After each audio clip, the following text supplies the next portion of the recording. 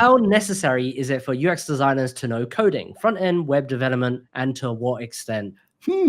Difficult topic that actually comes up a lot. I don't know much coding. I've written HTML code to the point where I had a green page with blue text that said hello, and that's about as far as I got ever. What I do know about web development is the basics of how it's structured, and I learned that from developing stuff in Webflow. I know people who actually know development are going to say, oh, that's not development, that doesn't count. I know it doesn't, but I still get the job done, and it's all I need to know to understand the principles of how things are aligned and how you can change like margins and padding and stuff like that, which actually is pretty similar to Figma auto layout. So once you know how that works, the transition to actually developing it in something like Webflow or Framer, which is even easier because the controls are super similar, little plug there. You don't need to know how to code. You don't need to be a front-end web developer to be a UX designer. If you work in a team, you never see any code. You do your work in Figma and then you hand it off and then that's it. If you are working as a freelancer, in my experience at least, and you're building a website for someone, you are building that in a no-code website builder of your choice, not to name any brands here again. Unless you do it in WordPress, then you have a massive problem. You should try to get away from that client. So that's my answer. You don't need to know coding very much. Yeah, I think to get a job at most companies, you don't need coding, right? This is the classic debate of like, should a designer learn to code? The reason you would learn to code is not to get the job. The reason you learn to code is because you want to make something and ship it yourself, or if you want to learn fundamentals of how things are built. So that's really up to you on an interest base. There's a lot of jobs out there that won't require this. And there are some jobs that are like, no, we want a design engineer, someone who designs and codes, but you don't need it, as Oscar said. Let's go to the next one. Oh, this one's interesting. What kind of firms a junior designer should or should not join?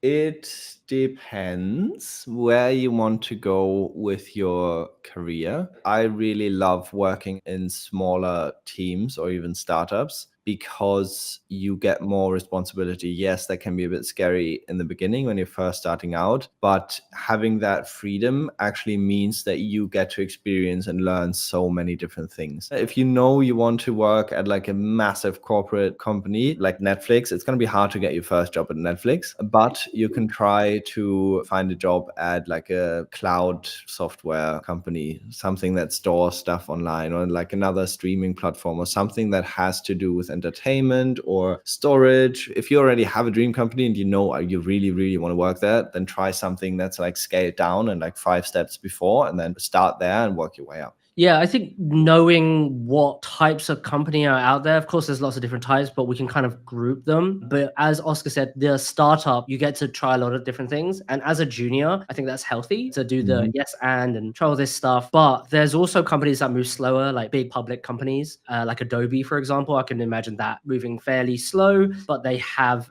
mature design organization structure and infrastructure to help train junior designers. So there's pros and cons of both. It's just kind of like also your preference of like what kind of environment do you prefer, more structured, lots of seniors around, or do you prefer just to get in it, which is me and Oscar, right? We're just like, just give us the craziness and we'll figure out the chaos. We'll figure it out.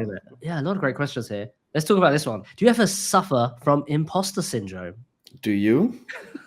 Every day. It doesn't get easier. You just learn to deal with why you have it and is it true or not. I think that is how I manage it. And then also combat it. Celebrating wins always helps because you celebrate the what's in the past, because at the present you might feel like, oh, I'm not there. But yeah, all the time. I think it's also healthy to have some imposter syndrome because it's a sign of growth, a sign of doing something that's not in your realm of genius or expertise. I think everyone has it. And in our profession, it's just super normal, isn't it? Yeah, no, for sure. I mean, every time I show a new person my designs, I had it today. I had a friend come over who runs an agency who wanted to get some work off me and showed him some of my stuff. And like every single time I show something to anyone new, I feel like, oh my God, they're going to think it's the worst design they've ever seen. And then usually I get pretty good feedback and I'm like, okay, maybe I'm just crazy. And then if I don't have any presentation coming up, I'm like, oh yeah, no, like I'm fine. Everything's cool. Like I know what I'm doing. But then as soon as I actually have to show it, I'm like, oh, Fuck.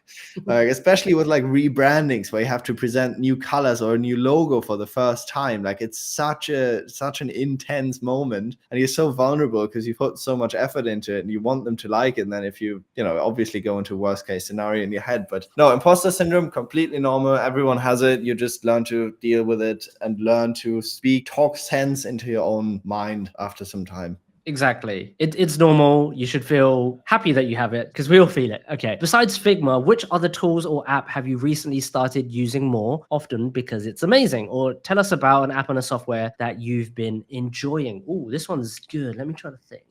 How about the sponsor of this? Figma. No, but honestly, I have been using Framer a lot. I always recommend to everyone who has their portfolio in Behance to switch to Framer. It's just super easy to use. I also use Webflow a lot because I got used to using it now, and it's like a super powerful builder as well. So I just go usually between the two. And then outside of Figma, man, I don't really use anything else. Like I do my designs in Figma, and then wherever I need to put them, I put them. I'm gonna talk about maybe non-design tools. So I really like this tool called Screen.studio, and it's basically video editing for the lazy person that wants to record their screen. So that's really good. If you wanna record your screen in sort of like a video demo way where there's auto zoom and you're playing with software or something, it's really cool. It's also a one-time purchase. So subscription software kind of suck, and the one-time model is really interesting. So you buy it, own it forever. I have been using a lot of Loom and Teller.tv where we're recording a video. You're walking someone through a document you made, and it's just easy to use. You don't need fancy video editing software as well, so it makes video really easy. And then if I could speak about one more classic, like I'm just going to be everybody else, I love Notion. I use that like daily for documentation. You can do a lot of things in it. There's the calendar, there's the Kanban board, just organize stuff around your life. Piggybacking off that, actually, I use a tool for video editing called Descript. Super easy. You just put the video in, it automatically creates a script. You just do your text, like you edit the text and it automatically cuts the video. You can add subtitles, everything. Usually my videos are like 7 minutes long. I boil them down to 1 minute because I just...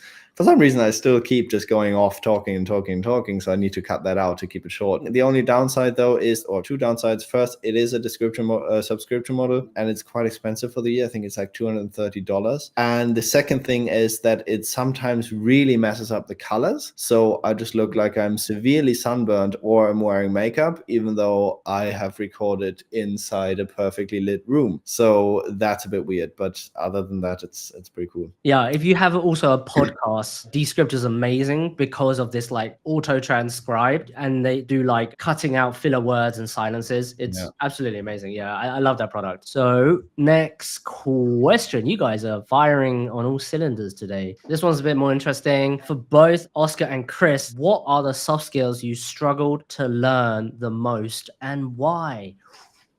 Especially at the beginning of my LinkedIn journey, I felt super uncomfortable in my writing. So I... Want to listen to the full conversation? Click the video on screen now. Subscribe to the channel if you want to join us live. Oh, wait.